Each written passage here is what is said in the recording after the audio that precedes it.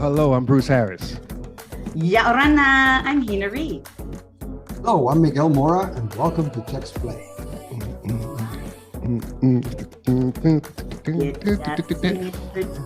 Wait a minute, Hina. Don't you start trying to do my dance. I saw you. Not.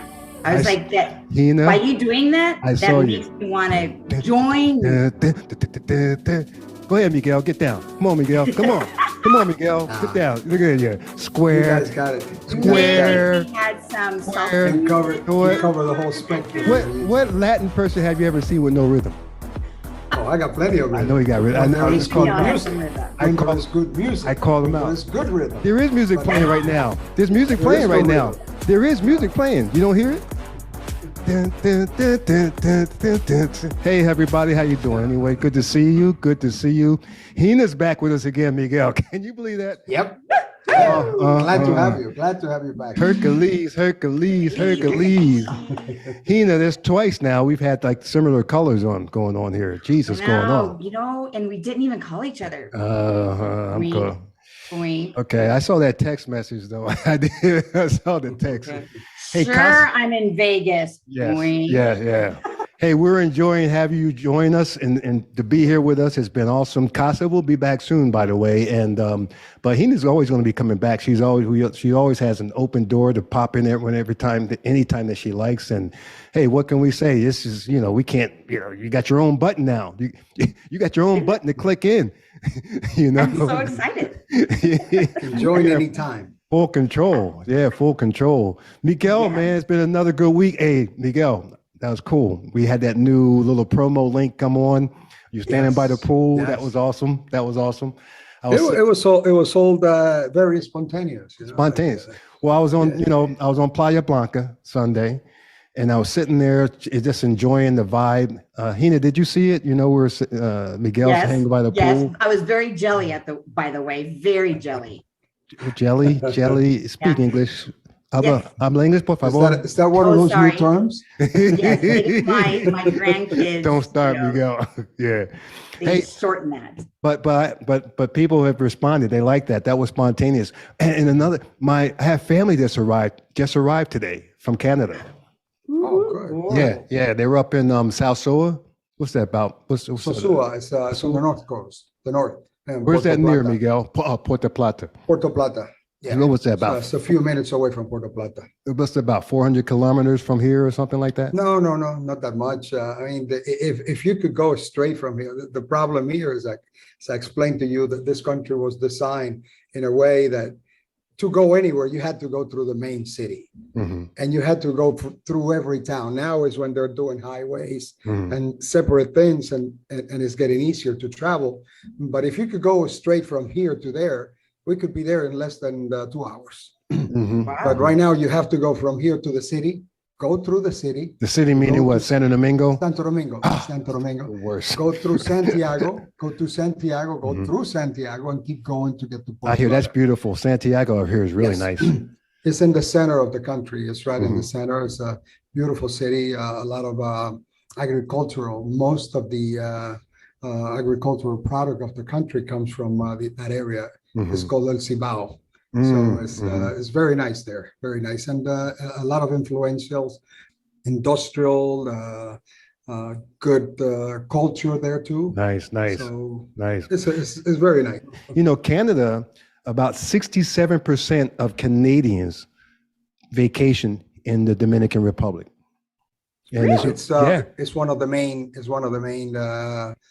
countries that send tourism here. U.S., Canada, and believe it or not, Ukraine and Russia.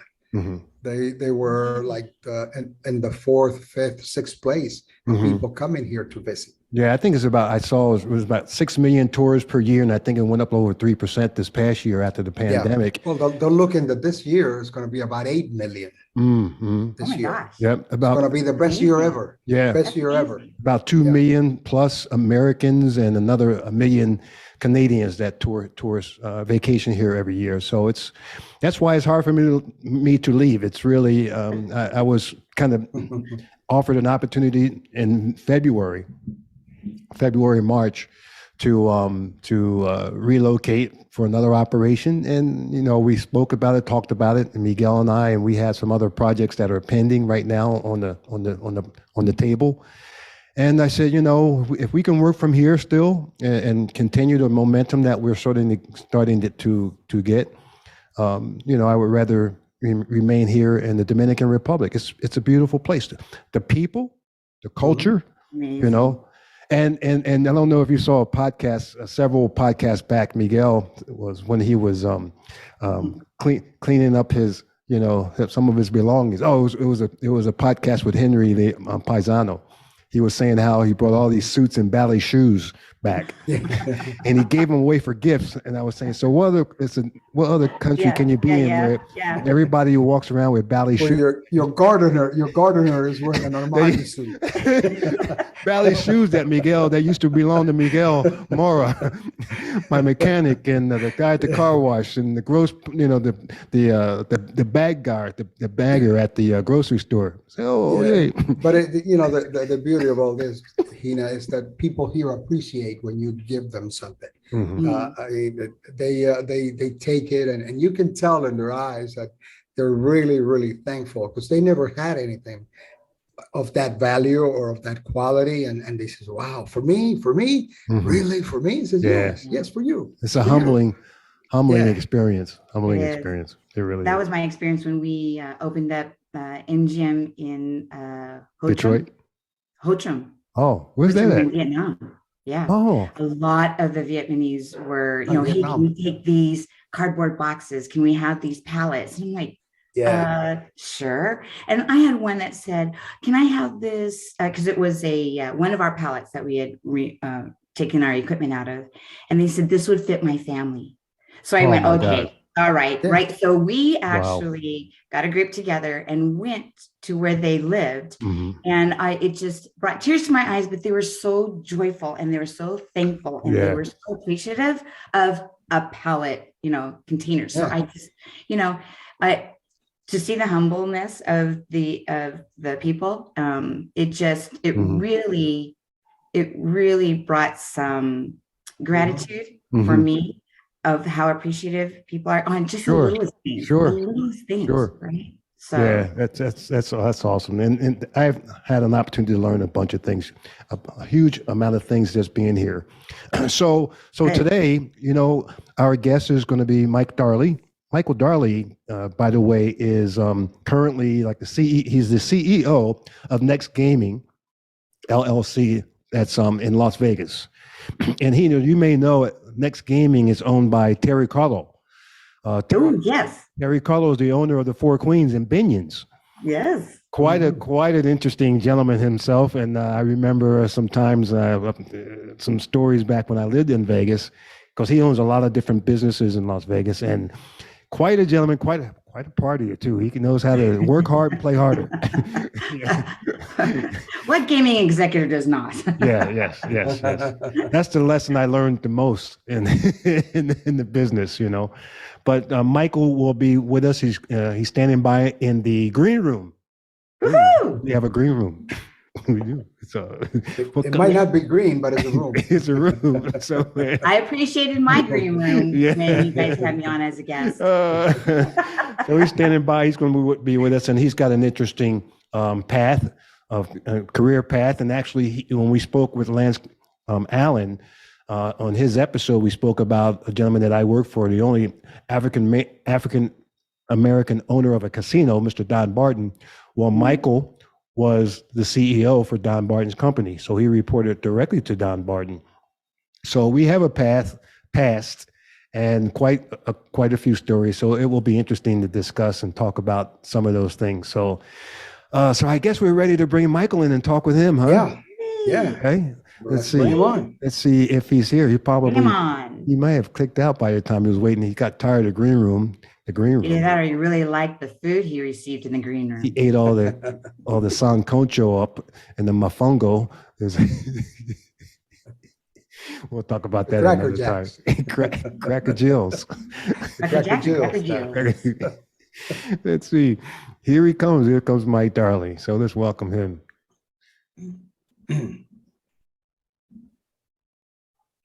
This is where you, Stole my mute. Okay, you can have There it. he is. Hey guys, ladies, Hey, Mike. how are you? Ya ora na, How are Mike. you? Oh, I'm sorry. Am I supposed to have a jacket on? No. No. Your face done changed. You're but good. You're good, just like your, that. Your face done changed, but your breath smells the same, man. So it's good. Whatever you're wearing, it's good with I'm me. telling you. You got probably the nicest background that we ever pictured here. Yes. in, We all Cheques kind of Play. match the color wise. I mean, we're right there, Mike. Good morning, Yeah. Michael. First of all, good morning, man. Good Good morning. morning.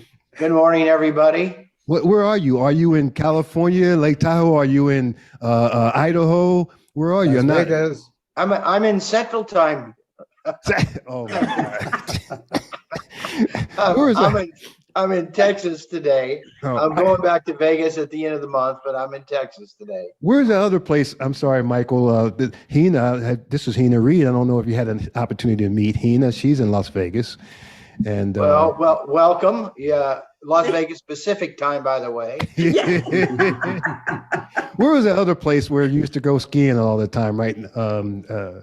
Up There. in Bryan Head, Utah. Utah. Yeah. Okay. Yeah. Cool, man. Cool. Good, man. Yeah. Good to see you. Good to see You you. as well. You as well. Thanks for having me. It's a pleasure. It's our pleasure to have somebody of your caliber Yeah. here with Well, us today. we're listen. You're in the top 10. We're on episode 9, so you made the top 10, brother. So you're there. You know. By default, right? Hey, and I got the right finger. You're number one. You're number one. You're number one. Hey, man.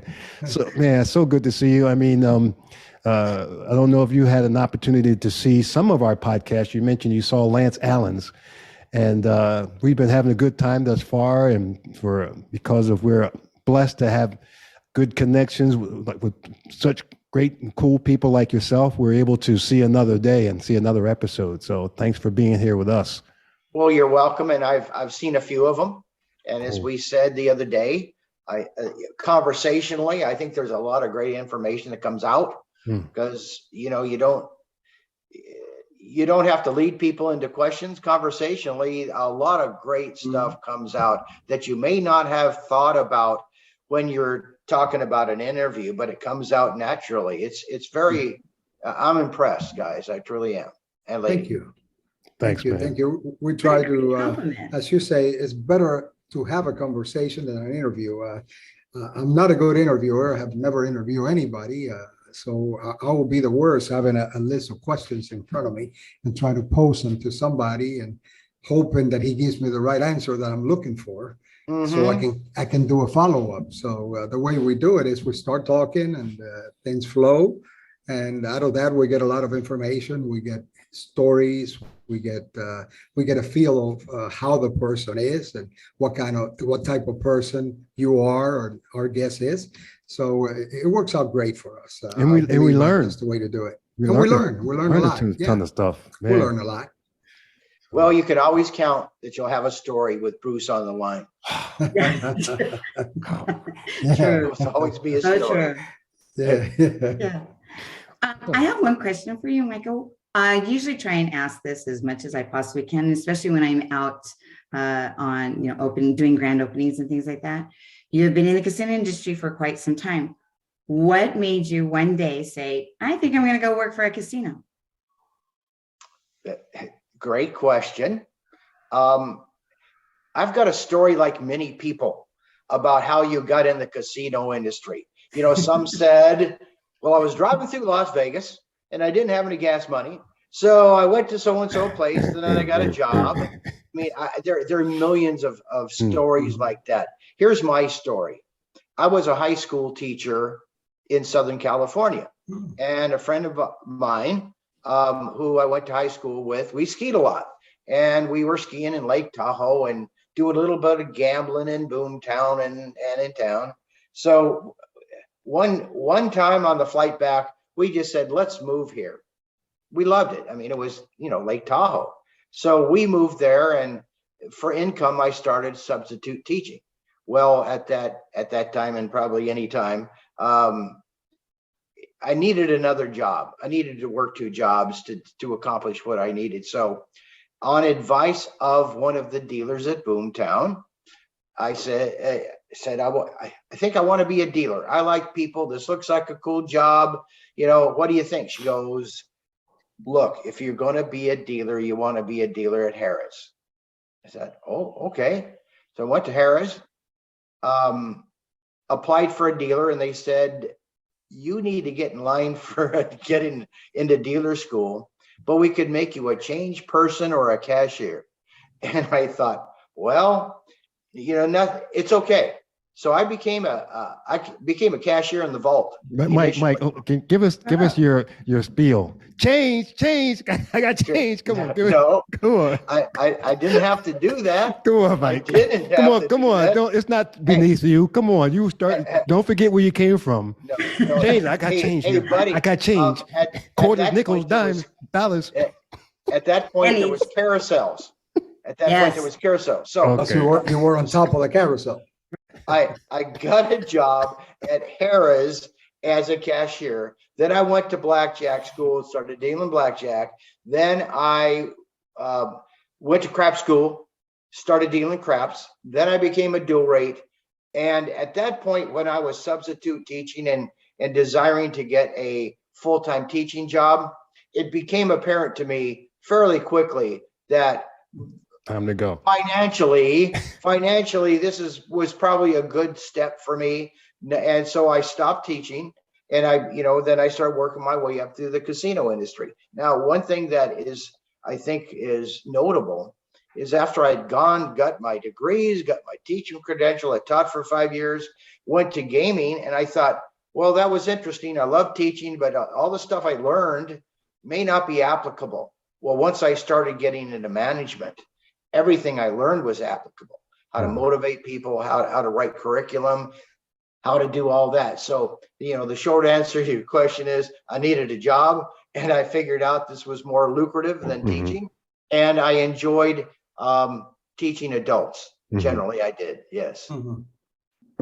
At any age, that I found that the casino industry was immersible. You can immerse yourself and start a new career. Could be a third career, fourth career at any age in the casino business. But one of the biggest things that I hear in your message, and Miguel, you probably will agree with this. Most casino executives that I've met throughout the industry or work with, somewhere along the line, they were a dice dealer. Most of it. Yeah. That is true. Yeah. That is true. And they all lie and say they were a good dice dealer, but me. For me. Yeah. That's funny you should say that, because our owner, Terry Cottle, who owns Next Gaming, owns Binion's. Four Queens. Owns Four Queens. Yeah. He and I have an interesting alignment with our careers. He was a school teacher too. And then he was a craps dealer too. So, with him and many of us that have worked our way up through the ranks, what an advantage that is, because when you're managing a casino and you're understanding, the dynamics of people work together and what their jobs actually entail, it gives you a real advantage of how you manage those processes, because they're different from department to department. Yeah, I remember Terry. How's Terry doing, by the way? I remember meeting he and his wife many years ago. They owned a restaurant and bar right down the street from me on Fort Apache in Las Vegas. And we used to hang out up there, and he, work hard and play harder back then. Well, and he was a great guy, great gentleman, very interesting, insightful. Well, he's a genuine person, and he's doing well. When the pandemic hit, it was certainly frightening for all of us, and they shut down Las Vegas. So they shut down all of his bars and shut down his casinos, and we weren't shut down because we weren't encapsulated in the casinos. But he paid the insurance for his employees for a long time, tried to help them out so they could get through COVID. He's very compassionate about not only the business, but caring enough to have a big heart to understand how people struggle, especially when your income stopped. He doesn't fire people. He does not fire people. He doesn't fire people. I know that because I know I was a good friend of mine, but he was told when he first went in there, look, I have guys who've been here 5, 10, 15, 20 years. I'm not looking for you to come here and clean house. I don't want that, you know. And that's right. He put a big emphasis on that. That was, that's not normally how it's done. Well, it's loyalty. He recognizes loyalty. At many places that we've all worked, everybody that's on this podcast certainly have experienced disposable management individuals where there's no loyalty involved. There's no recognition of your effort. What have you done for me today? You made a mistake, so hey, you have to pay for it. We were talking a little bit about that yesterday, to give some people some latitude to be capable of growing. And in growth, you make some mistakes, and you shouldn't get penalized significantly for your mistakes. That's how you grow. And that's what Terry does. He allows people to grow within their capabilities and exceed them at times, because he gives me plenty of latitude within Next Gaming. And again, for those people that we've worked under, the ones that strangle you, it's not beneficial to the business or to the individuals. Mm-hmm. Completely agree. Correct. Completely agree. Mike, we all know in the gaming business, everybody has heard or know a little bit about skill-based gaming. That is what your forte and your company is. And if it is possible for you to explain in a little bit more detail than what we could probably do, what is skill-based gaming? I'm happy to do that. Skill-based gaming came into the conversation about 5 or 6 years ago, where the trend was recognizable, and as any consumer product, people age out of purchasing your product, experiencing your product. It's just it's natural.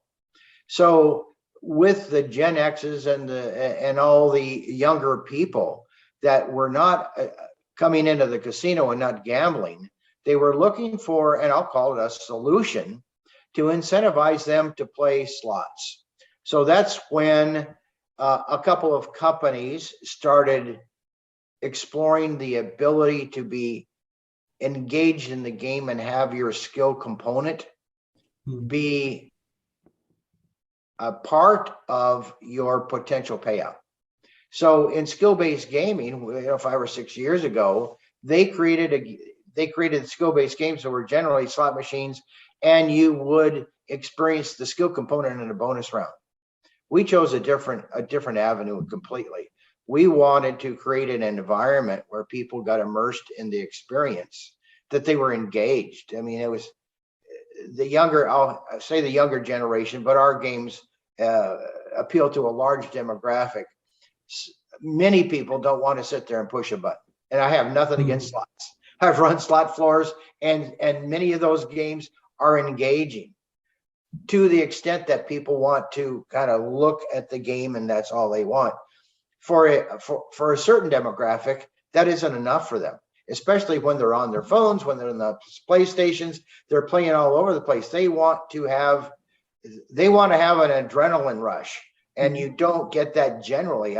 For those of us that have been in the business, you look at some of the differences between table games. And when we talk about a crap game, what is better than a crap game that starts to grow energy by itself? I mean, you can feel it.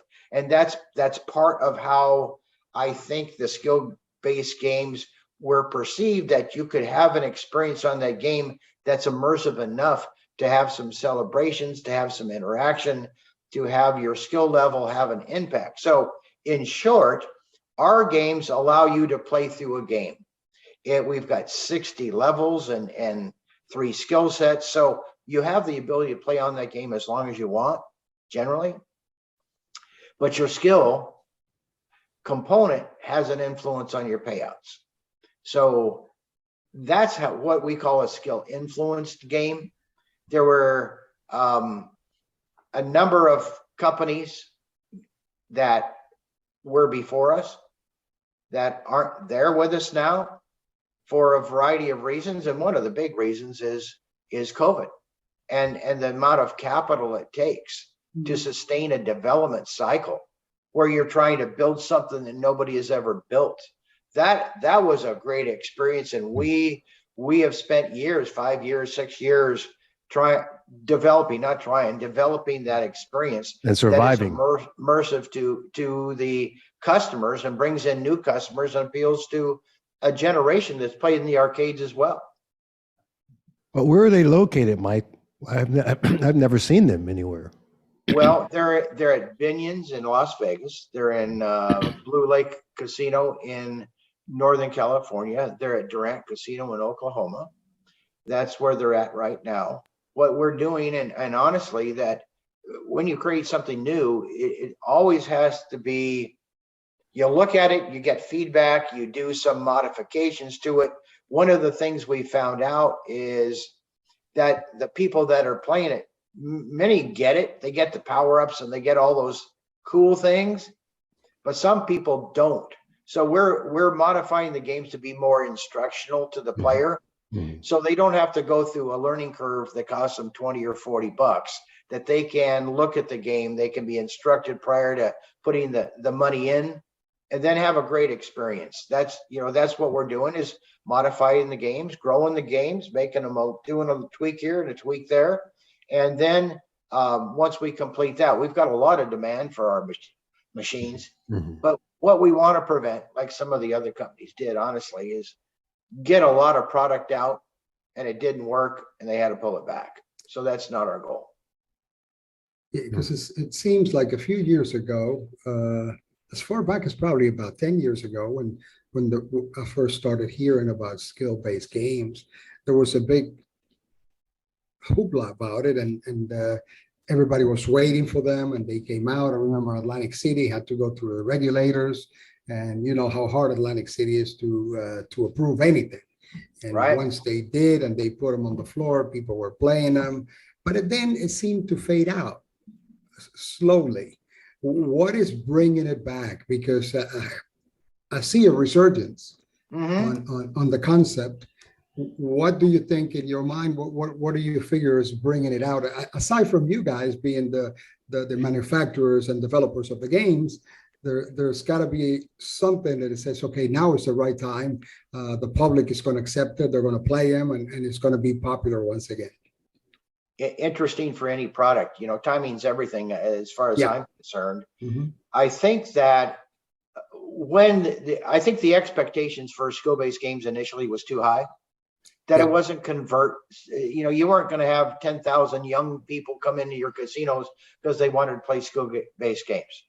That was an expectation that it was going to fill your customer base and you were going to replenish your customer base, be able to market to them. It was, in my opinion, a little bit before its time.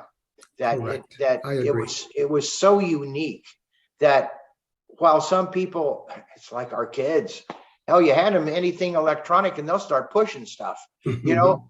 Me, I'll try to figure this thing out first, but my kids, they start pushing stuff and they're not intimidated.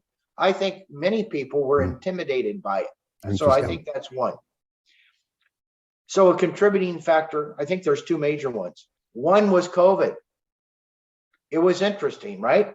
Because when we were locked down and people needed that interaction between their family, between work, whatever it was, people that were not comfortable for being on their phones, for Zooming, for Skyping, for anything else, got computer savvy. I mean, they got acclimated forcefully, right?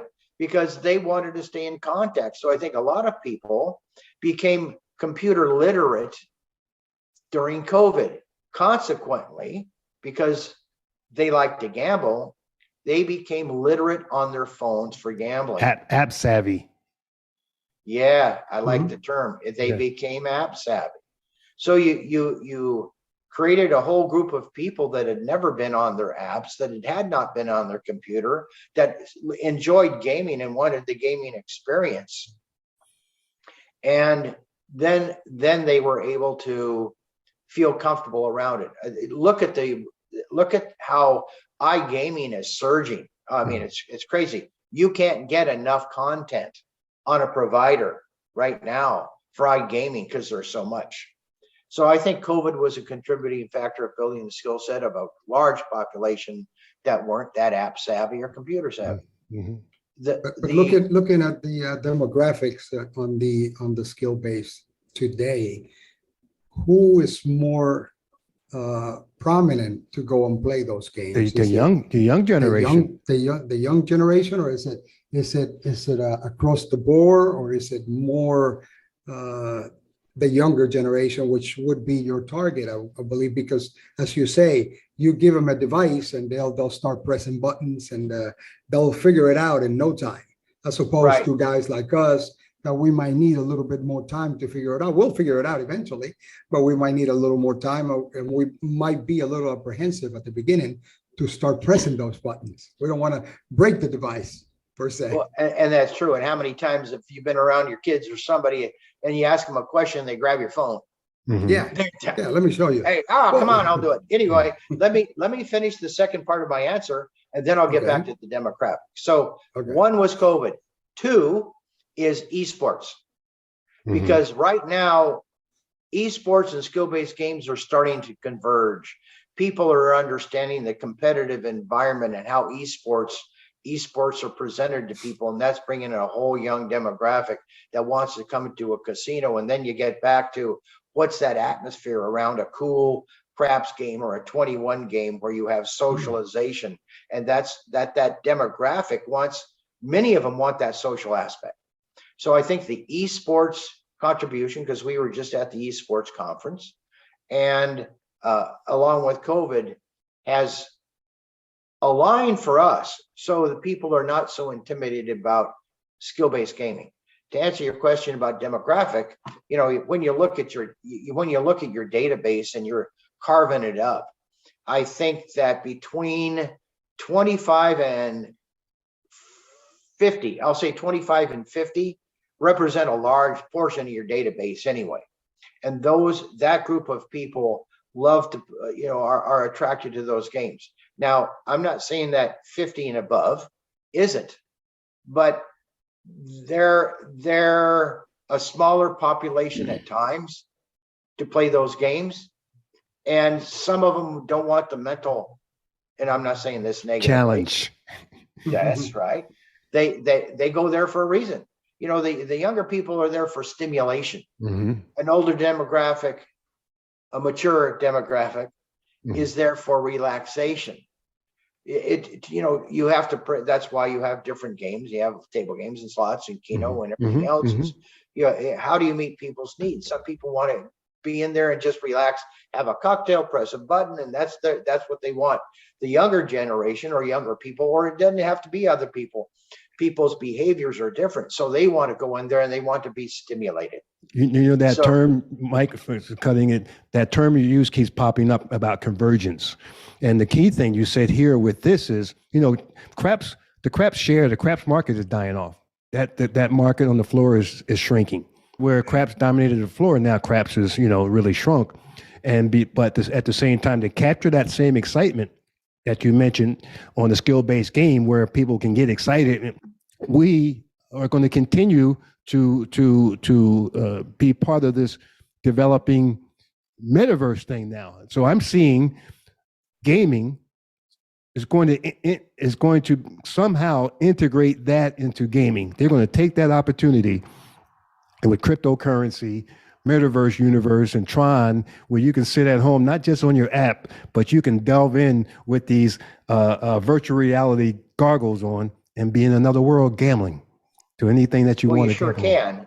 Yeah. I think certainly those experiences are important. And to your point, as time goes on, people, we all age at the same rate. Our mental capacity to stay young mentally is different than some people's, but their language, the language changes because the generations, and I'm not talking the generation now, I'm talking about the 10, 15, 20-year-olds have never been without a phone in their hand. They don't know there was a phone on the wall. They don't know that there's know they had a the pager. things. They don't know there was a pager device. No, no. Well, it's funny. Unless you were a It's drug funny. dealer, I had to take, I've got a 1972 Chevelle, and I had to take it in for work on the transmission. I was talking to the mechanic. He goes, some of the younger people here, they've never seen one. They wouldn't know what to do when they took it apart. And he says, I got the older guys that love this stuff. They know how to do the gears, everything else. It's the transition of knowledge. What we have to avoid, I think, just generally in life, is to lose all that knowledge for the younger people. I think the knowledge that needs to be exchanged is the transfer of the new knowledge when you talk in the metaverse and cryptocurrency and EFTs and all that stuff to us. And then we need to transfer our knowledge of, I'll call it historical, though it sounds old, the knowledge that we've gained back to them if they'll listen. I'll share this story because it's about gaming. When I was at Harrah's and I was working my way up, I think it was a supervisor, a boxman or something. There was a gentleman there named Carmel Caruso. Carmel was a lineman for UNR, and he worked for Bill Harrah, and he'd been in the business for a long time. And Carmel taught our craft school. But many people didn't like Carmel for a number of reasons, because if you sat down to him next to him, he was going to tell you a story, and he had plenty of stories. So I used to love to sit next to Carmel because he tells stories, but a lot of the stories were pertinent about gaming and how you treat customers and how you deal and all of that. So I'm laughing because I'm remembering so much. I'm laughing because I used to sit next to Carmel and listen to his stories. Now, in the day, Carmel had a business card, and on the back of his business card, it had what he liked to drink, what shoe size he wore, what shirt size he wore. Because in those days, there were some, I'll call them gratuities, So he was old school. He grew up with Bill Harrah. But, my point is, when you transfer information, sit down and listen to people. They've got that knowledge. And if you just listen enough, you're going to gain something. Like I always say, you can learn good stuff from bad people because you understand what not to do. And then you learn good stuff for good people because those are your mentors. Those are the people you respect. Those are the people that you want to emulate when you're managing people. Well, the one thing I like about skill-based gaming is back in the day, I completely agree with you. 5 years ago, when it was Plata, everybody was out there. But in a way, it was, what is your thought and idea of what skill-based means? It's not just swiping, on the actual slot machine or popping bubbles or doing. That's not skill-based. Interactive, yes.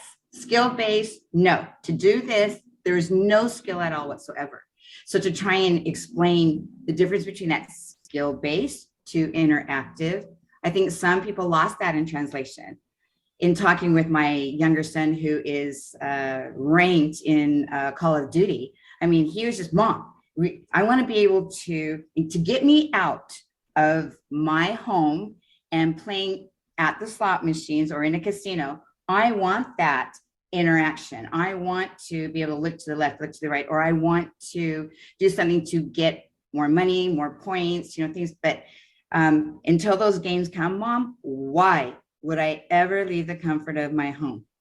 Why would I ever, pay to play this game when I can do it at home and get paid while I'm doing this at home, right? So when you bring that information to what I call the young at heart, it was one of those, no, it should be like this. I said, we're getting this information from a millennial. We are getting information from all of the kids and the demographics that play these type of games. You're wanting them to come into our casinos. Okay, let's go talk to them and see what it will take to bring them in and to say, our game is going to be really fun. interactive, skill-based, and you're able to achieve monies or levels and even, you know, prizes of first place. When that 16-year-old won the esports and made a very, very good profit for himself, it just skyrocketed. Everyone wanted to do that after that. Isn't that true? Yes. What do you want to do for a living? You know, you don't hear, I want to be a fireman, I want to be a policeman, I want to be an astronaut. He goes, you know, I want to design games for the internet, or I want to be a professional player. Yes. Okay. And you know, to your point, what we're finding is it's true. You make a great point of how do you get a larger population aware, the awareness, right? The awareness of your game. And we do that by podcasts or, you know, and going into shows, things like that. The group of people you're talking about also says about our games, come on in. And because I know I can beat you in asteroids. I know I can beat you in this. It's that friendly competition that you can't get off a slot machine, because you're not sitting side by side with the same activities that you can mimic from side by side slot machines. You can go with a friend and say, I'm going to score over 10,000 points. And when I do, you owe me X amount of money. We're working right now on tournament play too. So we can set up tournaments on our machines. So the people that gravitate maybe to asteroids, Arkanoids, Z-Force, Space Invaders, any of the content we have, we can go in, and that's where the convergence of esports and skill-based gaming come in, because now they're talking about linking games, which have always been, but they have skill components, they have sports components. So I think the conversation and the language is starting to include skill-based gaming along with esports. Cool. True. So true. I'm going to cut in here because I want to move on to another area, Mike, because you have such a area of experience to unpack, and some interesting other areas that we really need to get into, that I'm sure people out there would love to hear about. And the fact is, I'm looking at your face. No, you know what? No, you don't you must know. be a really crappy poker player. I can you don't see know. it coming. You don't know. What am I going to say, Mike? You don't even know. You're so far. I would bet. Let me write down something. I'm going to write down what I think what it is, and it's going to hold it up, because you're going to lose. You're going to lose today. It's my first time I'm going to beat you at something, because since you mentioned winning and losing, you know, I wasn't going to mention that you talked me into swimming this 50 millimeter whatever race, and I had worked all night when tired, but I wasn't going to say. Was that a corporate challenge? Did he have you do something in corporate challenge? Yes. I certainly look at. Yes. We did a corporate challenge. Yes, you did. And you know, Bruce is up for most of anything, and he did. He was a little bit of a liar. He said he could swim. You know, I had some man. I got some cave diving footage right here that would blow you away. But anyway, go ahead. Say what you want to say. I wasn't going to say what you think I was going to bring up, but go ahead, bring it up and exaggerate to make it sound like an interesting story. I had forgotten. That we had to rescue you from the pool. I wasn't going to mention anything about your race or anything, because I don't think that's pertinent. I think it just has about you and how crappy you are. Well, I was the only one of two black people out there, so first thing I thought, I said, they think the black cat can't swim. So I said, shit, I just won. I did the no, that was like a 200 meter. What was that meter? What meter was that? I think it was a relay. And it wasn't a relay. It was not a relay. It was by myself out there, freestyle. Well, we would have not put you in anything longer than 50 yards. I put myself in it because you were crying because we didn't have anybody to compete in that heat. So I said, okay, I'll do it for the team. That's what I did. So your memory doesn't serve you correctly. So okay, go ahead. Where I was going to go is, Mike, okay, because you think you knew what I was going to say. I'm going to tell you what I wanted to unpack. We mentioned prior to you coming in with us today of some of your experiences and the fact that you were the CEO for Mr. Don Barton. Correct. And Don Barton was, and as I mentioned before, the only black man, the only African-American owner, single owner of a casino in the world, in the history of gaming. And the fact that you were his CEO, a man that he relied on for many years. Tell us, how was it working with Mr. Barton for you personally? How was that experience? Well, first of all, was just to make it clear, I was the COO, not the CEO. Okay. I reported Mr. Barden. The answer to your question about an experience was that I owe him a lot. I still owe him a lot. As we spoke the other day, when you have somebody of Mr. Barden's caliber that carries, he's like similar to Terry Cottle, but in a bigger way, because you're right, he was the only African American that owned multiple casinos. I was honored to work for him. I was surprised when he purchased the Fitzgerald's company, really the 3 properties in Mississippi, Black Hawk, Colorado, and Las Vegas. And I got a call to join the team, and he allowed me to choose which casino to come to. And I came to Las Vegas.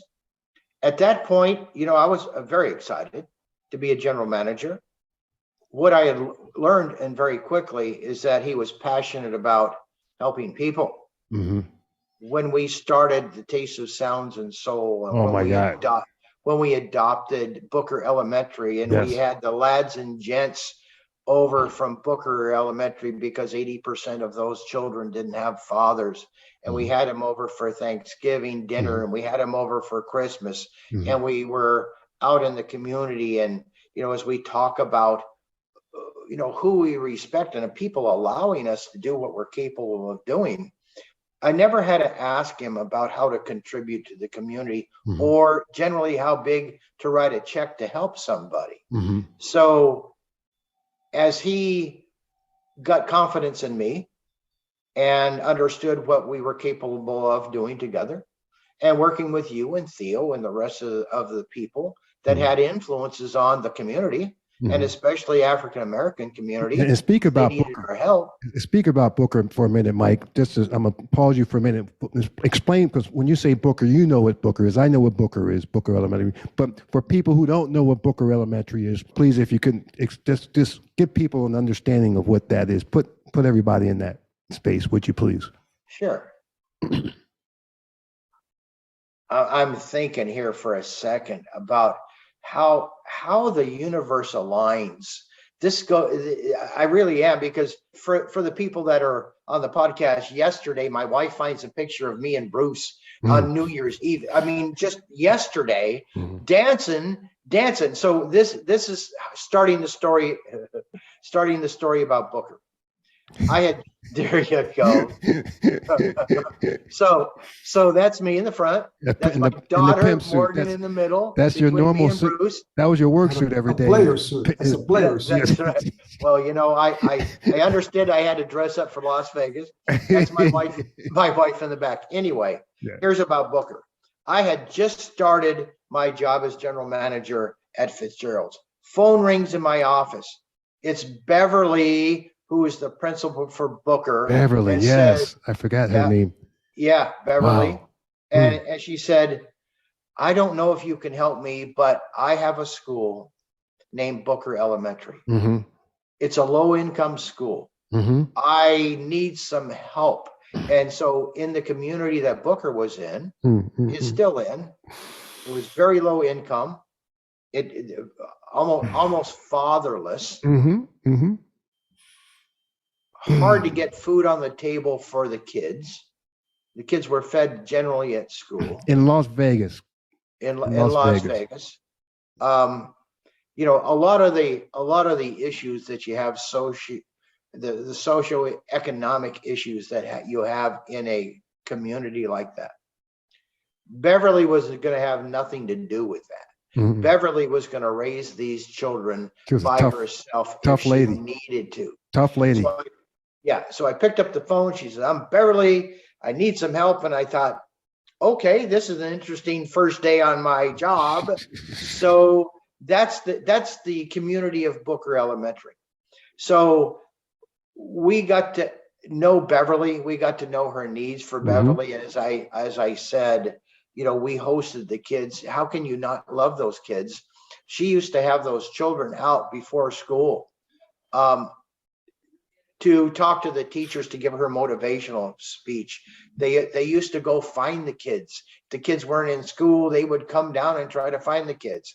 One of the most important things that, I think that is commendable for our staff, our team at that time. And I think it's important for executives is to make sure that everybody's committed. So a portion of all of my managers, supervisors, and executives was to donate time at Booker. We would go down there. We would have a schedule. We would go down there and mentor the kids. We'd be in their classroom. We'd help them with math. We'd help them. We'd doctor for their tests. We became a part of their community. Yeah, and then the entertainers that were committed to us: Glenn Thurman, Rolando Watts, Cinda Williams, and then the list goes on and on. Michael Collier, a bunch of names. I can't recall all of them. They would go spend time with Booker, or they would come into the what's the big theater right down there between Fremont on Fremont Street where Las Vegas crosses, and we would go into that theater, and we would do a that was in Neonopolis. Neonopolis, yes, and they had the premiere of Standing in the Shadows of Motown about the Funk Brothers, the musicians of the Motown musicians, and the actors that were in the movie were there, and the kids filled the auditorium 2 days a week, popcorn, juice, sodas, and everything else, and then the actors would come up and speak to the kids during the movie premiere. Judge Maybelline, and Clifton and Mr. Barden and his wife Bella, and Clifton their daughter. Davis. That was, it was funny as we just talk. The Taste of Sound and Soul came, like Teresa Mall, my marketing gal that I've been worked with for a while. We're just sitting around a table and got a call, picked up the phone, and there was on the other line was, we'd like to have something downtown. And we were thinking of somebody that could sponsor maybe a barbecue, something. And we were thinking of Mr. Barton. And I thought, and so I'm looking at Teresa and said, that's not a bad idea to have some of the local community restaurants down here. So we thought, maybe we call it the Taste of Sounds and Soul, because we're going to have barbecue, we're going to have this, and we're going to have some entertainment. My street never smelled better, did it? No, and it grew and grew and grew. It grew. They still do laughing. I'm laughing because I think it was the first year we had the general manager from the Fremont stop over to Fitzgerald, and he was so hot. He was like, "There is smoke coming in my," because it's right next door to the Fremont, right next door. And I said, "Yeah, we're having a barbecue." It's like, just settle down, because there's hundreds of people out on Fremont Street, and that's how it evolved into a little of this, a little of that, then a lot of this, then Booker Elementary, then the community, then scholarships. Remember, the scholarships. We gave away scholarships at an award ceremony while all the celebrities were there. It was amazing. It was amazing. So Mr. Barden was a very gracious owner. He was a very caring person. He loved his kids. He loved his kids to death. He would walk out of them. If any one of his kids called, he'd get up and walk out of the meeting. It didn't matter who was talking or what the subject was. He was going to take care of the kids. Yeah, he was something else. It truly was a honor to work with him. This is his obituary here. Passed away. Yeah, this was his obituary, and you were there. You were up on stage with Jesse Jackson and Anita Baker and the Clark sisters, and maybe 1,000 people or so in Detroit. And I flew my daughter there to meet me there, and we went to his funeral, his celebration, and just to see his whole family. And you were so respected by so many people, and I'm not just telling you that to blow smoke up your chimney, but you made a difference in a lot of people's lives. Me being one, as others, have been important in my life. I always say Miguel here as well, and but that went a long way, because that's not an easy position for a lot of people that come from different cultures. One of the stories that I heard when Mr. Barton purchased that property and all the other Fitzgerald's properties in Black Hawk, Colorado, and Tunica, Mississippi, that when the staff there, who were there for 25, 30 years, between, what was it, the Sand Dollar? There's something before the Fitzgeralds. What was it called? Oh, you mean in Vegas? Yeah, what was it called before the Fitzgeralds? It was the Sundowner. Sundowner. It was a mob casino. Yes, and they were there for many years. Owned by Mo Dalitz. Yes. And the story I remember hearing was that when they heard Mr. Barton, being a black man, bought it, that they started stocking up on Old English 800 in the gift store, and malt liquor and stuff like that. The old stereotypes and stuff. Colt 45. And all kinds of stuff like this. Yes. No, but. No, I'm not. Come on. No, I remember going up the escalator. I remember you said this. Coming up the escalator, you said, "Bruce, I've never seen so much fried chicken and collard greens in my life." I was just going to say, when he was in, I wanted to make sure that we had chicken ready. Chicken was coming up to his suite, and caviar. In respect to him, we took two suites at the top of Fitzgerald's, remember? Mm-hmm. And we made a Mr. Barden suite. Yep. He didn't ask for it. No. He did not ask for it, and it was a surprise to him to walk him up. One of the things is we talk about Mr. Barden and how he influenced our life, and I chatted about this a little bit yesterday. When I was running Fitzgerald's, and the COO had left the company for a number of reasons. And there were some interim people in there trying to hold the casino together, who honestly weren't doing a very good job because they didn't know gaming. I was on the phone to Mr. Barton, and I said, honestly and sincerely, Mr. Barton, if you would like me to run these casinos for a while you find your replacement, the replacement for the COO, I'd be happy to do that for you. And it was a sincere gesture. I wasn't looking for a COO position. Mm. And he said to me, "What took you so long?" He said, "Well, what do you mean?" He goes, "Well, why don't you just tell me this a while ago?" And I thought, this isn't the time to say, "Well, you could have called me." I said, "I'd be glad to do it." And that's kind of been my career. Somebody calls, somebody this, somebody that. Mm-hmm. So at that point, instead of running one property, I was running 4 properties. The one in Mississippi, actually, then he had bought Trump. So it was Trump, Majestic Star, Fitzgerald's in Tunica, Mississippi, Fitzgerald's in Black Hawk, and I never knew that, Mike. In Las Vegas. I never knew that.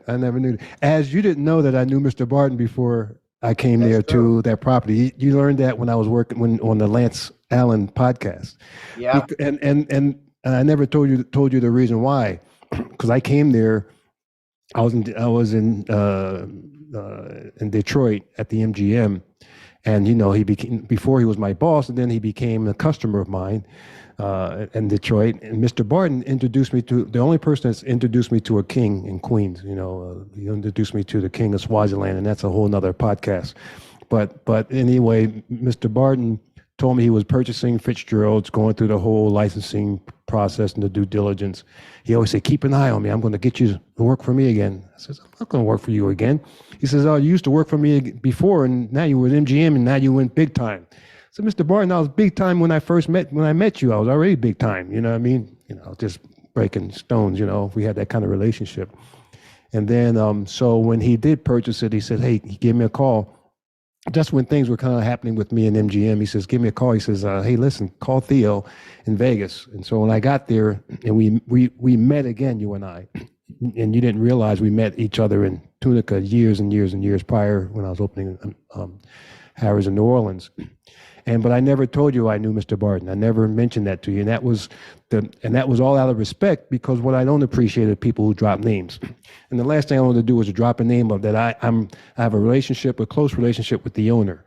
To my boss, my direct report was you. Not that you would have treated me differently, but why even risk that? Why even go into that dynamic? I liked the relationship the way it was.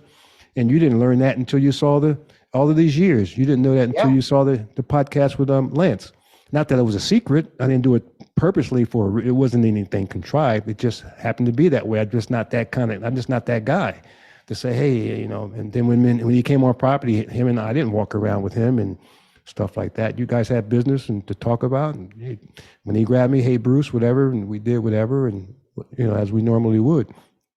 But that was cool, because you were about the people, you were about developing people, and I finally after a couple of years got over that. You did cause me a condition that I had for several years, and I was going through therapy. And and I'm going to be done. I'm going to leave it at this, and then you guys go on, talk about what you want to talk about. But I'm just going to say I'm finally cured, Mike, of what you gave me. That ailment that I had. Yeah, okay, I'm getting serious. I'm going to get emotional again and shit. It's called Nasitol. Nasitol, You guys, Hina, you know what Nasitol is? She's probably wrong. I have no idea. You don't know what Nasitol? I'm going to cry. I'm going, what? No. See, Nasitol. when I was calling him out because I could read his face, I knew it was coming. So come on, give it to him. This is a good lesson. No, I finally got over it. I'm not sure therapy has ever helped you, Bruce. No, I'm finally over The it. therapist will probably be in trouble after the next week. I'm finally Nasitol, Hina. If you've well, depends on where you're from. I'm from the East Coast, New Jersey, whatever. We speak kind of fast, so. This is a slang thing. No, it's not. No, No. Let me slow it down for those Southern folks. Nasitol, see, is the fast way you say it, but Nasitol, to say it slow, is called no ass at all. At all. Okay. No ass at all. Have you ever had that, Mike? I've had it a number of times. Thank you. That's why I was offering it to you.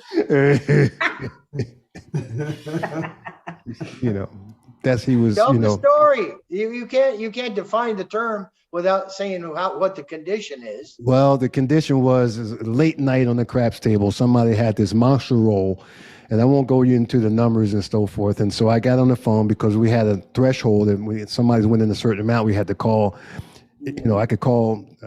I was a casino manager. I can call the director, but it exceeded his amount, so I had to. My call was because he didn't want to hear it. He says, "Oh, call Mike." Well, Mike. Because he was passing the buck. He was passing the buck. Because Mike didn't want surprises when he came in the morning and say, Yes. "Hey, we just dumped the crap game." Yeah, so go ahead. So I called him up. It was 1:30 in the morning. I woke him up, and why did I do that? But I had to. I was directed to, and do that, do this, do that. Did you check the dice? Did you check Did you check the cameras? Maybe that has something to do with it. Maybe check the layout. Did you guys have? How long has that layout been on the table? Is it level? Is the dice table level? Is it, what kind of dealers do you have on that game? Are the dealers proficient enough to deal that kind of action? $25, $30, 6 or 8, whatever, something like that. The Miguel, you know what I'm saying? And so I hang the phone up, the phone rings. Bruce, what's going on now? Well, he's still rolling. Wait, did you do this? Did you do that? And it was over and over and over after an hour. Like, by the time I got home, I couldn't sleep. I had the shakes. I was vomiting, and I was, I turned a couple of shades of blue and green, had to go to the doctor. He said, "Oh, I'm sorry, son." He says, "Man, you got Nasitol." Really? He said, So it would have been better if you hadn't kept calling me, Bruce, by the way. No, you were calling me, Mike, just to understand. I get it. So thank God his wife heard him. Yeah, okay. Tell him this part. Thank God there was some pillow talk, that the next day, I don't know, maybe it was 1 or 2 days, a day or two went by, and he came to me, he called me up to his office and sat me down, and he apologized and gave me a little hug and pat on the back and everything. Then as I was walking out of the office, because his wife also worked in human resources, a different, she was standing nearby because she knew he was talking to me. She gave me a thumbs up. I said, "What are you talking about?" She says, "Well, why do you think he apologized? I heard him holler. I heard how he was hollering at you all night." And I said, "That wasn't right." So thank God for Kathy. He's my best friend. Besides a little exaggeration from his part, it's a true story.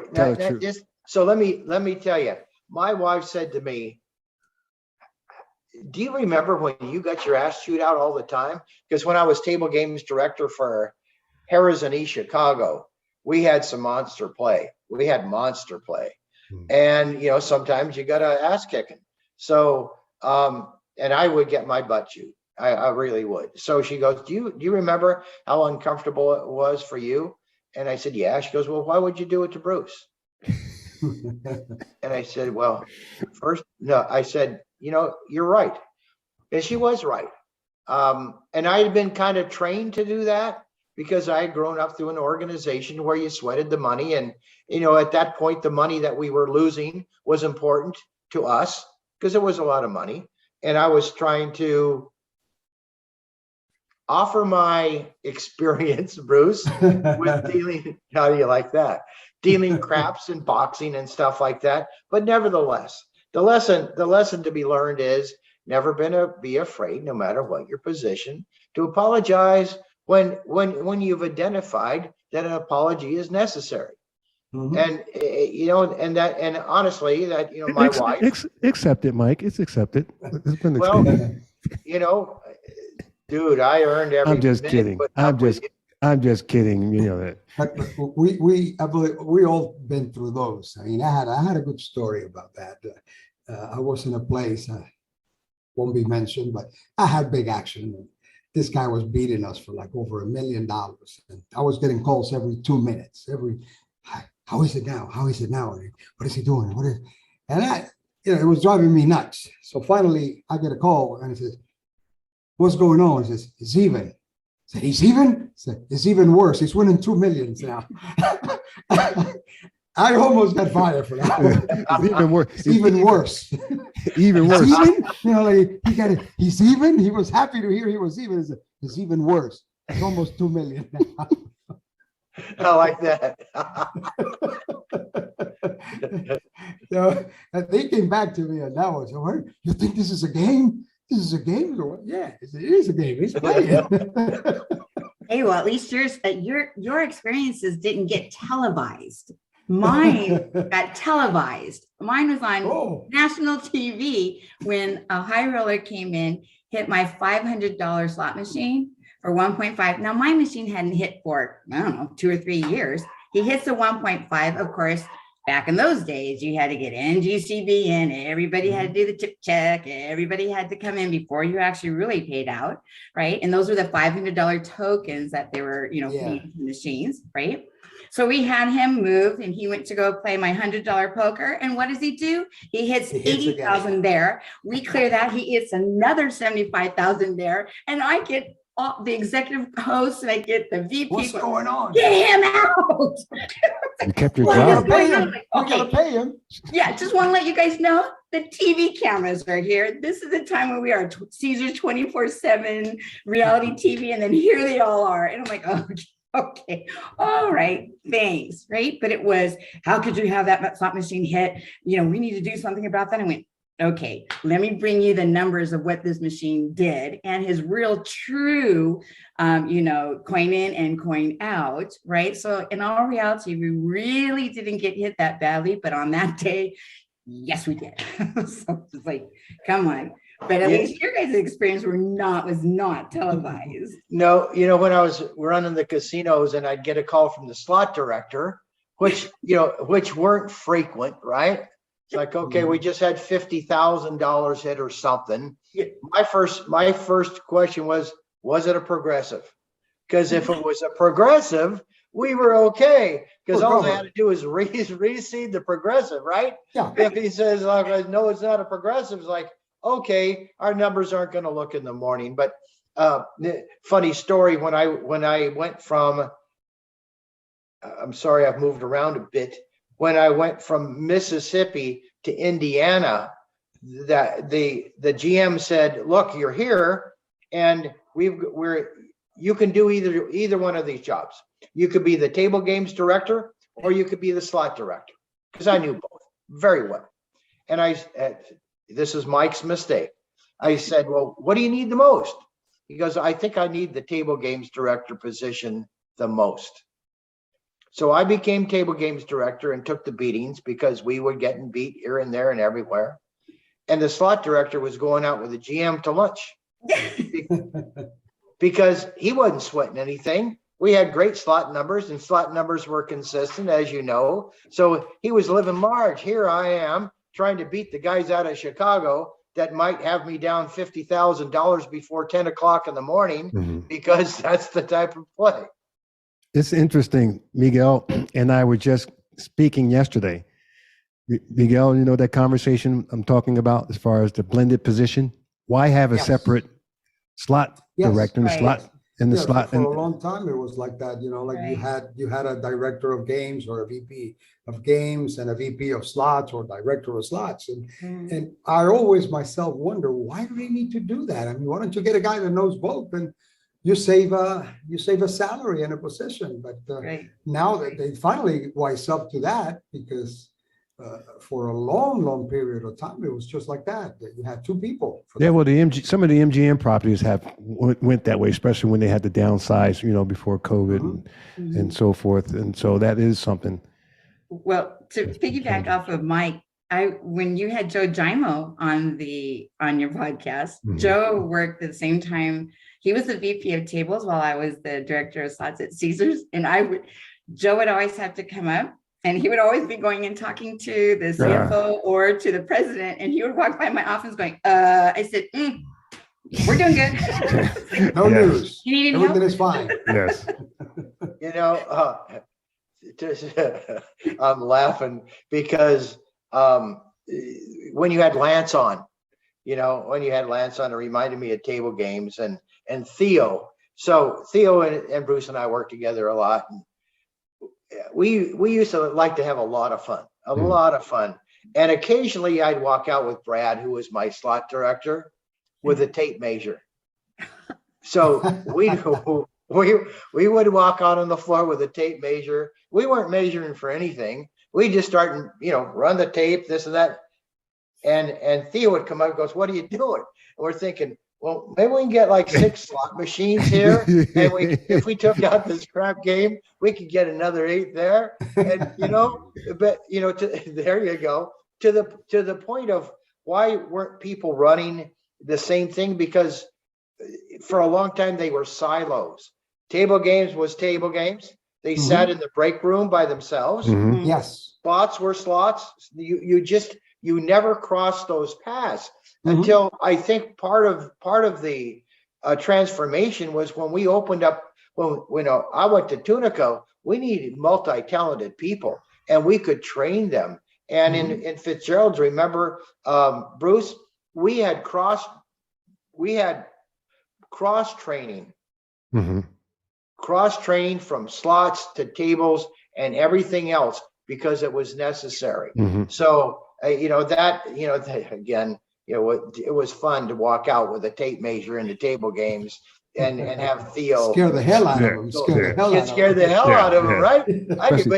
I could put some eight slot machines here, and I don't even need a dealer, Theo. Yeah. And we were territorial too, because nobody can mess with table games. We're the smartest thing on the planet, especially a dice dealer.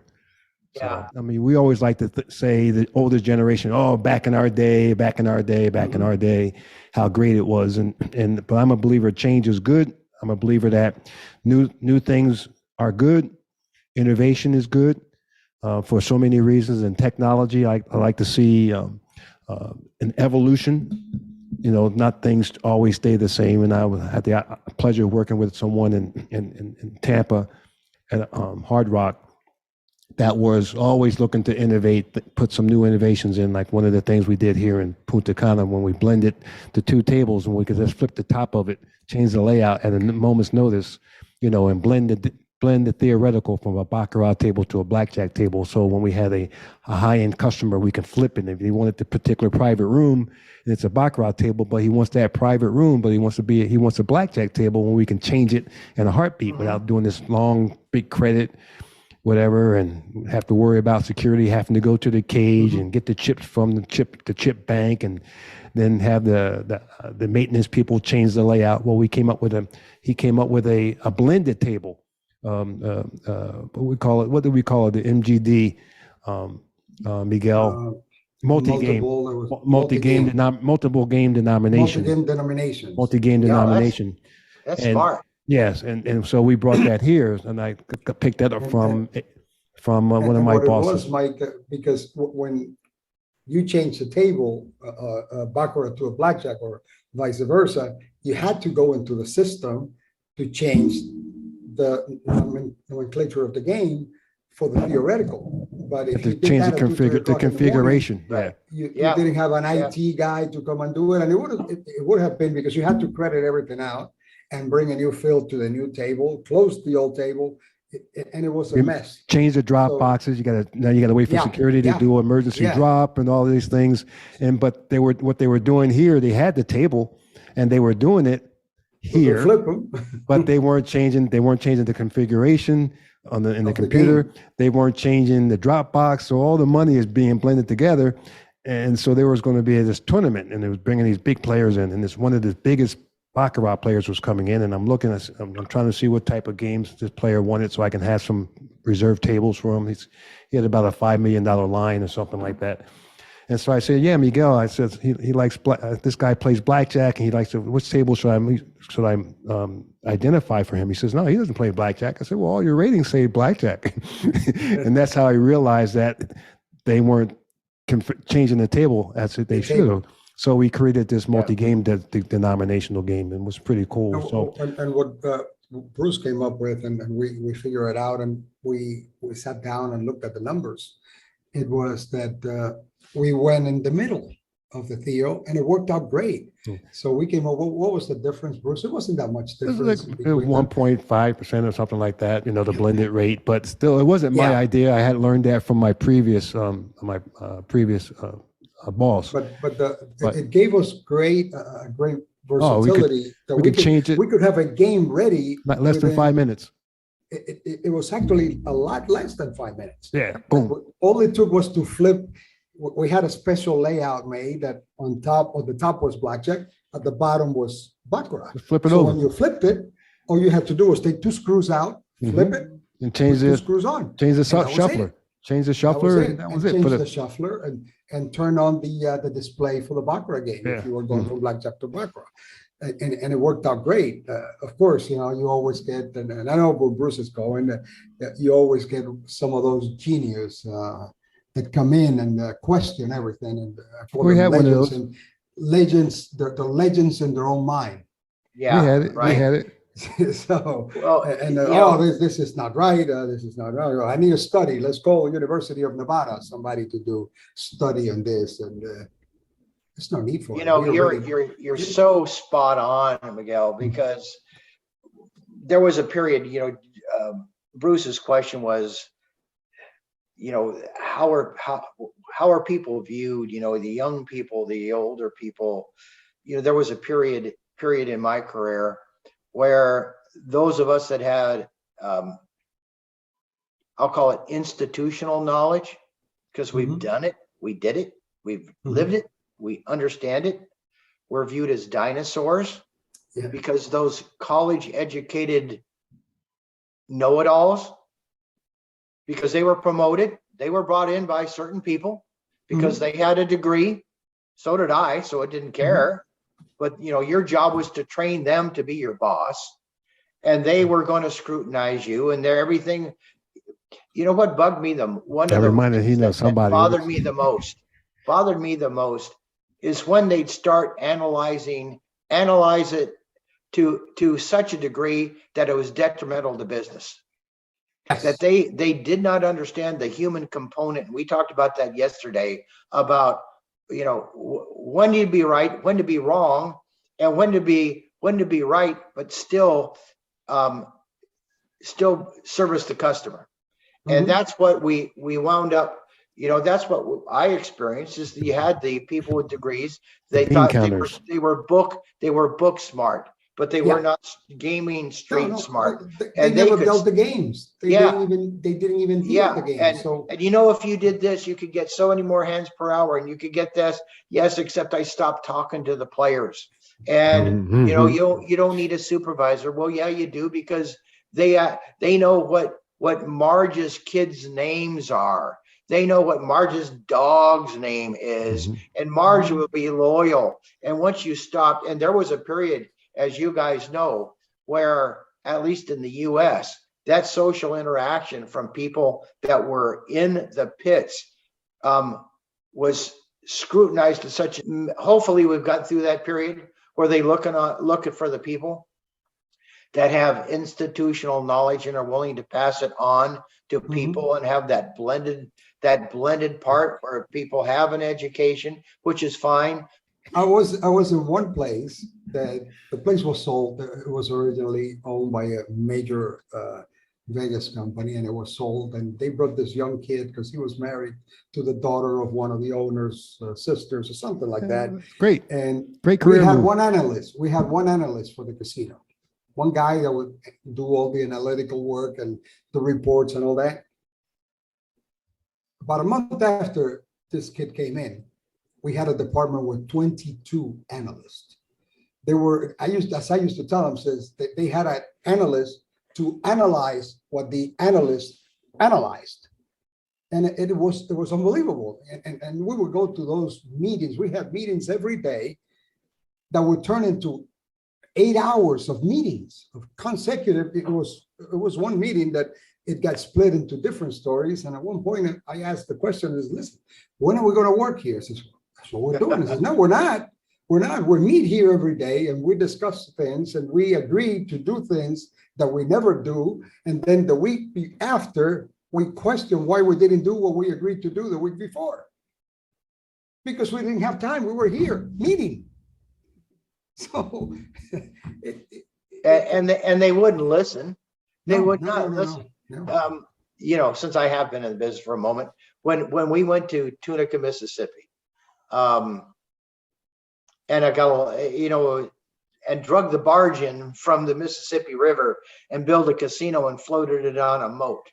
That's how we competed there. It could splash in Treasure Bay Island, and they were charging $10 to get in the casino, and they would stand out in the heat. So this story is about I told you so. So Harrah's at that time was corporate Memphis, Tennessee, and they were around our property a lot. Do you have a producer there, Mike, or something? Is there a producer? Why do you say that? Is there a director, producer there? I don't know. No. I just kind of thought Spielberg was there. I saw you looking. Oh, no, Kathy's no. I know. I figured that.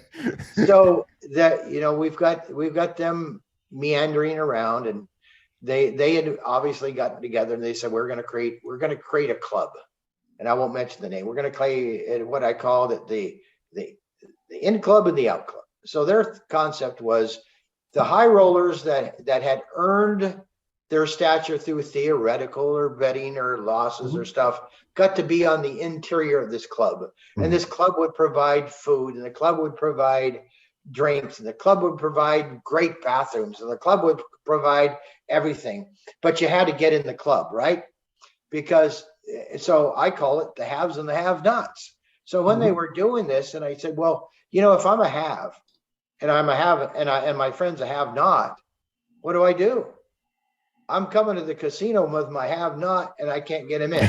Well, we're gonna give him a day pass. And I thought this is just not going to work because it's going to create a problem. Then they created the haves and the have-nots for the dealers because you could only be a a certain stature of the dealer. So I was a have dealer, I was a have not dealer. Oh my God. It was obvious, certainly to me, that this thing was going to get so screwed up that they'd have to turn it back. But you know what happened? It did get turned back, but it wasn't good. It didn't work because we didn't execute it correctly. Nobody was taking responsibility for it. Mm-hmm. But that's an example of the people that are not on the casino floor, interacting with the guests, understanding human behavior and what you need to do to provide that experience. Because the only thing that you have to sell, if there's other gambling offerings in town, is the experience and the friendliness and comps and stuff like that. But it's overcome with the relationship you build with the clientele that you have. So, and if you start separating them from the herd, it just doesn't make any sense, because you can't congeal together. I had to show something like that you just talked about in the same property, when they were asking us, the new owners, what is it that you do here that keep the people coming back? And I said, well, what are you doing at 3:00? And it says, nothing. It says, well, why don't you meet me at the entrance of the casino, of the hotel, at 3:00? So what's going on at 3? It says, well, the charter plane lands at 1:45. By the time they go through immigration and all that, and they get here, it's going to be about 3:00. And I'll answer your question then. So the guy comes in, I'm standing there at 3:00, and the first limo comes in. It's a family.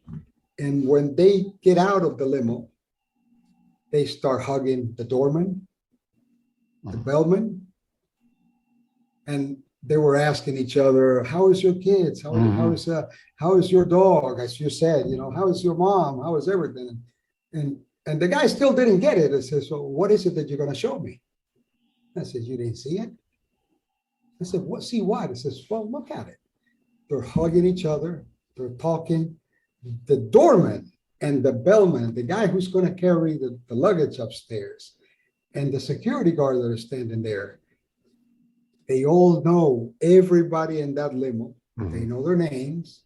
They know who they are. Not only do our employees know that, but they know the same about our employees. That's what we do different here. Very true. So true. Yeah. And the human factor has got to be there. I mean, you can take out pit bosses and floor persons and all that. Of course, as you say, you might get more hands per hour, but the customer experience is not the same. No, it's not the same. No, you got to make it good for them. They're the ones who come in with the money. So they're the ones that we have to make sure have a good time, not us. We're getting paid. Yeah. And the information, they're paying us. Information has to flow up too, not information flowing down to the bottom. It needs to flow up and have a way to do that, of the engagement. But Mike, I want to ask you, because we're going to get to the time where we're going to have to wrap up. Unfortunately, as always, that's the saddest thing about that's my biggest complaint about this podcast, and that they always have to end some kind of way, but we can always come back. But Mike, how was your day this morning? How was it hanging out with us? Oh, it was great. We could do another 4 hours. Yeah. All of us have stories. We've been in the business long enough to I did something like that. Yeah, I did something like that. Here's what the whole thing. Yeah. I think that, first of all, I enjoyed it a lot. Yeah, me too. Yeah. The camaraderie we have, and though we haven't seen each other for a while, I think the relationships you build relationships at work that are valuable. You showed a picture of me and you, Bruce, playing our guitars. The opportunity we had on Fremont Street is to get up on stage and play. Yeah. We played with a number of bands on stage at Fremont Street, which was fun. And in fact, I played a lot inside the casino with the Speaks Brothers. Yeah, let me see. Your song was Bad to the Bone. Bad, Yeah. Bad to the bad bone. to the bone. Bad to the bone. So Yeah. so back, there's another story about your employees looking on stage and go, Wow, that's look at him. Darley. Yeah. That's the That's our hell guy. he's doing. Yeah. That's our guy. Anyway, it's been really enjoyable, and I knew that conversationally we'd talk a lot about our history and our lives and what's important to us, and I hope we told enough stories that the people listening to this understand that those stories are based in knowledge, they're based in experience, that there's a lot to learn from them. Relationships and trust. Relationships and trust, and how Confidence, to manage people. respect. And you can't learn that unless you listen, and you can't learn that unless you go out on the floor and experience it. Mm-hmm. Yeah, man. It's been great to have you, Mike. It's been great to have you, Mike. If you want to tell the audience, how can they get in touch with you guys about your products and anything new that is upcoming? Sure. How do they reach you guys? And we get NIGA. Yeah, and also are you gonna be at NIGA? Yeah, we'll be at NIGA. We'll be at NIGA. We won't have a booth at NIGA, but we're going to attend. I wasn't sure how we were going to come out of COVID with traveling and everything else. So we were very, I think, strategic in our deployment of where we attended. That's why we were at the esports conference. But for the people that want to get a hold of us, we're on www.nextgaming.co. We're not a .com, we're a .co. So you can find us there. You can look us up on the internet for Next Gaming. Our website's very robust. It's got our games on there, and it's got the history of the company, and how to get a hold of us, and there's if they can't find us through there, they can find us through you guys. Great.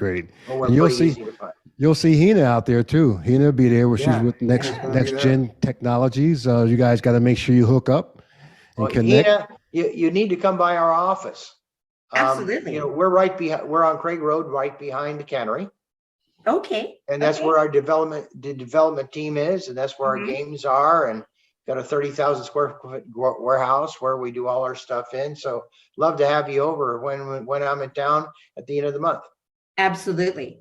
But I think, are you going to be at NIGA yourself, or just? Yes, I'll be at NIGA.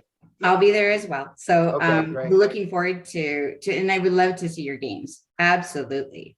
I'd love to have you there. Yeah, and if we're there, Miguel and I, myself, and Casa, who have not met, Casa is our third partner. Hina is graciously filling in. We're honored to have her stop in the last couple of episodes. She's been with us now. We're spoiled, but I always got to make sure Casa's comfortable that, hey, Casa, you're cool. Don't worry. Your spot's still secure. I could never take her place. No, because if it was me, I'd be worried. I know Miguel. Especially with somebody the caliber of Hina. Yes, Miguel, you don't want me to come back, Miguel? Okay, I'm gonna unplug. I'm gonna unplug that shit. You ain't gonna be able to get on. I'll be Yes, nothing to worry about. Yeah, but Kasia, she's part of our team, and she's a key member of the team, and she's in Poland. Because she had to go back to Poland for some personal things, and it's how crazy it is right now. She's in Warsaw with the Ukrainian immigration there and everything, but she lives in Valencia, Spain. And she, as I said, very critical part of our existence. So she should be back, I think, next week. But sorry you didn't get a chance to meet her as well. But we have been thoroughly enjoyed having you with us today, and just to reconnect and see you, man. And I wish I was a tough guy and I could say, oh man, it's just okay seeing you. But man, I get almost an emotional guy because you only live on this earth for so long. And I think it's a blessing to be able to have connections and meet certain people in your life. And the fact to see you again. I think the last time I was in Vegas was in 2015 or something like that. We were able to get together, and we still have our chops. Do you see my axe right there? You see it? I see that. See that back there? It's a great coat hanger. and right now. Yeah, but did you see his Hangs his background? tie on it. Did you see his background? His background, I believe, is a treble clef note. You know, It is. Yes. In my house, this is the way my house is. Mhm, I've got my music area, and I mean, because I've got my treble clef, mhm. and on my left side, I've got a number of signed guitars in cases. How many basses do you have Ooh. now? 5. Yeah. I've got 5. That Rickenbacker. And stuff. then my living room is my beach room because I still surf, and this is the ocean room. Mhm. And then my bedroom is the horse ranch room because Kathy's at the ranch. We work for a horse rescue ranch. Mhm. Oh. Well, that we rescue horses that are on their way to slaughter, or they've been surrendered, they've been neglected. Abuse. Yeah, abused. I mean, there's 52 horses there, and so That is great. That is great. so our bedrooms are our horse room. So as we go from location to the house, it's like I'm going to music, I'm going to the beach, Mhm, I'm going mhm. to the guitars, I'm going ranch. Yeah, and that's it's just fun. But thanks for Yeah. noticing. Yeah, We love that. yeah. I caught that Beautiful, as soon as I saw you. I'm like, And ooh, and another Hannah, musician. you got to go back to her podcast. I don't know if you saw that at the end of her. She did this The hula quite interesting dance. Tahitian dance for us. Tahitian dance, yeah. Oh, Jeff- I have to look at that.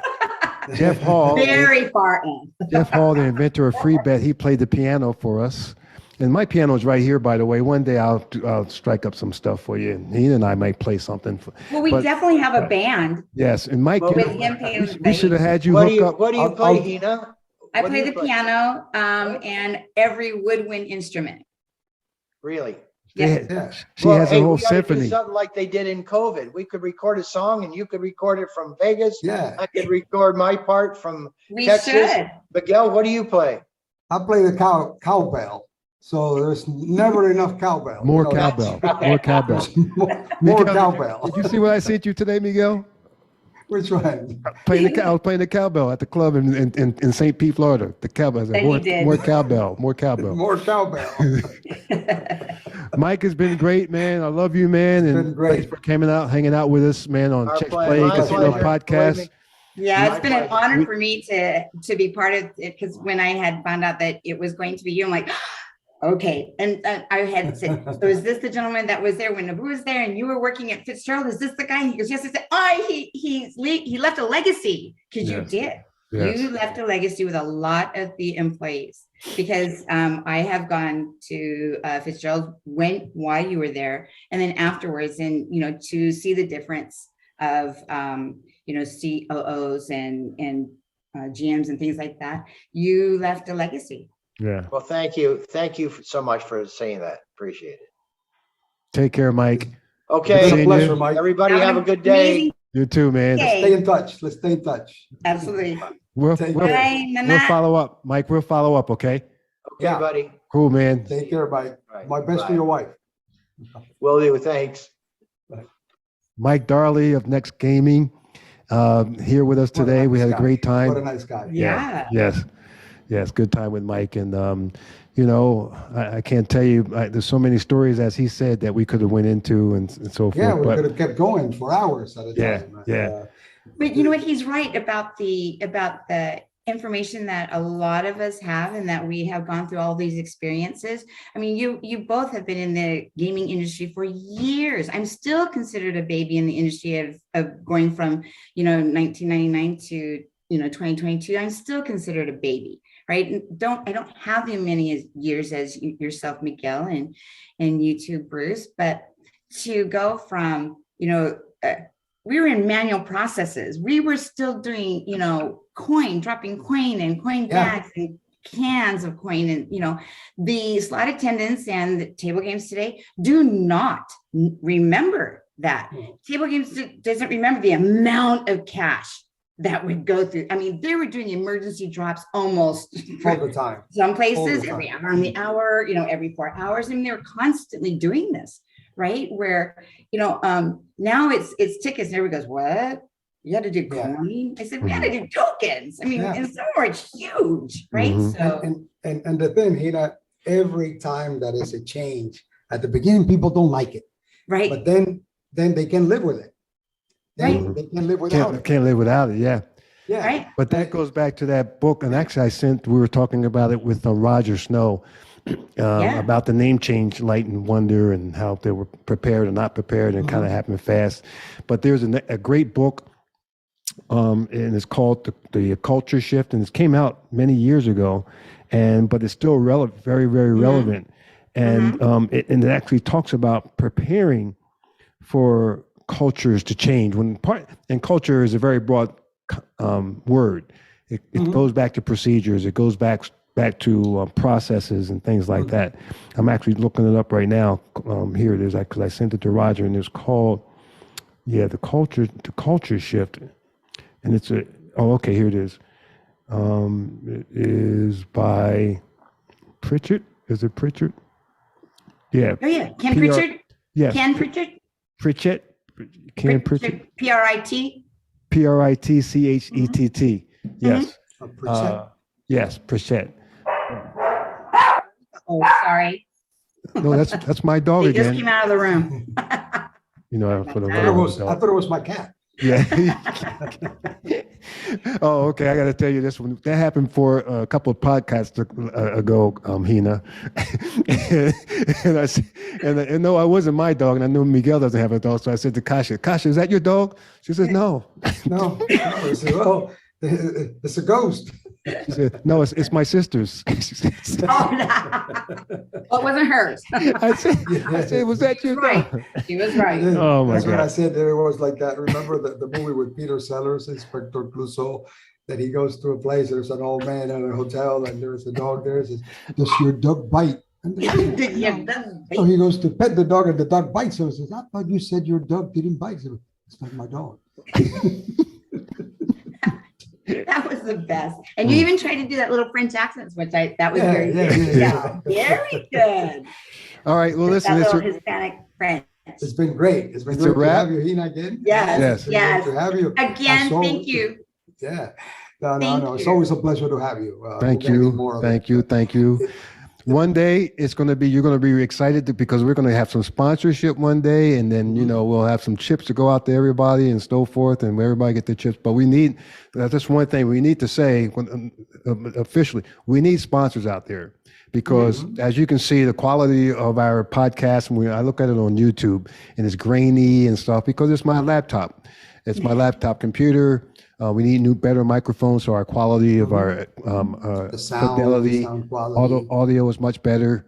So we need some cameras. We need some things. And listen, we'll advertise. We'll have some of your things to advertise and to sponsor your company, your business. We do it without any. Listen, we're not looking to get rich. I'm doing great. I don't need money. I'm fine.